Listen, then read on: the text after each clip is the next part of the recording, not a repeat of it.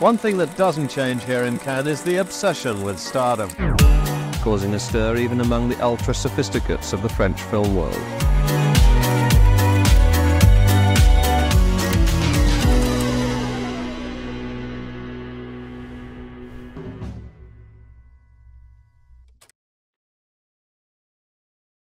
My memory is that there's been occasions where I'll let something or I had something and it wasn't the right fit or whatever it may be. Yeah, because I know we remember when we went to No Nukes, we went two nights in a row. Yeah. The Springsteen and Madison Square Garden.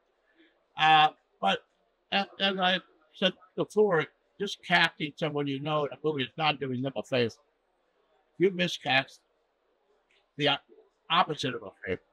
You know, it's the destruction of a relationship because the actor knows it, you know it. And if you cast the right guy or girl, even if they're not a friend, they're happy. And they know they belong where they are. And even though they can't stand, they're happy doing what they're doing. So it's all about casting. I kind of vaguely remember this, but I remember the fall at one point, he couldn't shoot that day because he had to go to court, that's it. And he had to prove that his life was damaged because he was making the movie with me instead of John. So there was this really awkward moment where he had to be proving that he got the third class instead of the first. So obviously, I'm up to trying to get out of jury duty. You'll say anything to get out of jury. My leg, I can't walk. Well, there was two things. One was the intellectual side, which is we live with this machine. We exist with this. If that doesn't see it, it doesn't exist. So in all the other permutations, the smart stuff in the movie around that is certainly appealing to me, and that touches my life in movies. And the other side of it, my dad was living with me. He was almost 101. Died 2 months before Paul came. And he was in a wheelchair and he was in bed. I was intimate to what he was going through for that years. So I know this territory very well. You know, I think intuitively I felt that it was part of the healing process that I had. Although these are very different people. My dad was incredibly loving and generous and open and forgiving and life-giving and everything around. Very different thing. I think that one of the insights, Rob had a couple of insights in this one. One is how defining the draft for the whole generation. And the other was the relationship of an artist being seen. And he didn't write the book about a novel. So he wrote it about a documentary filmmaker. Because a documentary filmmaker would not say what a novelist would say. You know, a documentary said, this camera's not on, that microphone's not on, I'm not happening. Well, a novelist doesn't talk like that. So that was two bits of inspiration that came from Russell, the book, not from me. Yeah, I mean, to me, it was like the secret weapon here. You know, it was like, I don't think Paul knew or I didn't know who James was. And that's our fault. We didn't know who he was. And then Paul obviously met him and made sense. Yeah, I mean, I'm asking, I did cast the young Richard Gere. And James Dame came up. And I had not seen it in my dog because I hadn't watched Euphoria. He's amazing. And I watched him in Euphoria. I did a Zoom with him. And I thought to myself, he's the kind of actor I would have cast 45 years ago in American Gigolo. So, it's a good fit. And then subsequently, those two films of his came out, Saltburn and Priscilla, which put a real buzz on it.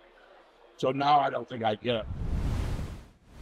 And he was terrific. I didn't work with him, but we were, I met him early on. We were doing table readings and script and doing makeup checks, stuff. So get around.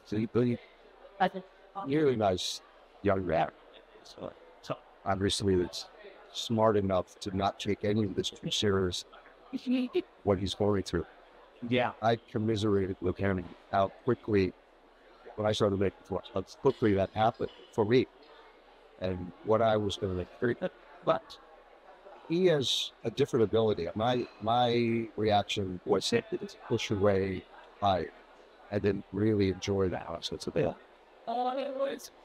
He's open enough to have fun with it, enjoy it, still have a distance that he's protecting. I'll say if that was a year, who knows what it's like now. I'm giving him a lot. Let him have it. But it's very hard to have that kind of meteoric presence. To be Taylor Swift, to be Elvis Presley, to be Frank Sinatra, and not have it change. Yeah. It's just, it's no philosophical overview. It's just a handle to make it easier for, like in Misha, I use black and white and cinema verite and theatrical sets. So the viewer can say, oh, well, we're in that reality now. So now, what reality are we in? Well, there's the last day reality, the angry. Then there's the memory of the trip from Richmond to the Canadian border. And then there's another random memory. And then there is his son's event, or his son's event. So it gives a different style and a different screen format for each of those, so that trying not to confuse people. And I was surprised yesterday at reading some of the reviews. Some people were still confused because I thought I was making it so clear, as people were still saying, well, you know, so addicted to linear cinema that, you know, I think linear cinema is, I mean, I think the audience are so educated now, you can just almost do anything and they'll follow it. But, so I was surprised at one or two of the reviews that, oh, it's so hard to follow. You know, my wife and my son have seen it twice. Last night for the second time. They got things the second view. I think you're expecting spots on audience. Yeah. But they got so much more kind of understanding, intuitive what was going on.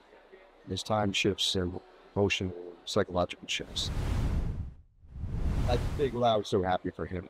I mean, it was like, this was the generosity of the French, frankly, to understand that he's a giant. And that wasn't just for his movie 2 nights ago. That was for 15 years of filming. Yeah. So when he walked over to Richard, what do you think he said? Have you seen the new cut? Meaning, cut. No, he said, I came over. He looked around. All this is going on. Richard. Oh, he came over. And he put his hand up. He said, did you see the new cut? My new cut of Cotton Club. And I said, no, I haven't. He said, you should, because it's really good.